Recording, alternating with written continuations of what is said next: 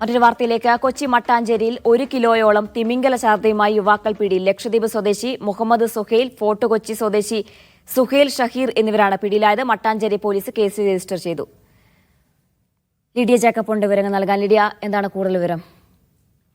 ജീന, ഇന്ന് പുലർച്ചെ 2 മണിക്ക് തോപ്പുംപടി ഫിഷിംഗ് ഹാർബറിന് സമീപം വെച്ചാണ് ഡാൻസ് ഓഫ് ടീം 2 പേരെ പിടികൂടിയത്. 1 കിലോയോളം വരുന്ന തിമിംഗല ഛർദിയായിരുന്നു ഇവരുടെ പക്കൽ നിന്ന് പിടിച്ചെടുത്തത്. ഏകദേശം 1 കോടി രൂപയോളം വിലയുണ്ട്. ലക്ഷദ്വീപ് സ്വദേശിയായിട്ടുള്ള മുഹമ്മദ് സുഹൈൽ, ഒപ്പം തോപ്പുംപടി സ്വദേശി തന്നെയായിട്ടുള്ള സുഹൈൽ ഷഹീർ എന്നിവരാണ് ഡാൻസ് ഓഫിന്റെ പിടിയിലായത്. മട്ടാഞ്ചേരി പോലീസ് ഇവർക്കെതിരെ കേസ് രജിസ്റ്റർ ചെയ്തിട്ടുണ്ട്. ഇവരെ ഉടൻ തന്നെ ഫോറസ്റ്റ് ഉദ്യോഗസ്ഥരെ കൈമാറുമെന്നാണ് അറിയാൻ സാധിക്കുന്നത്.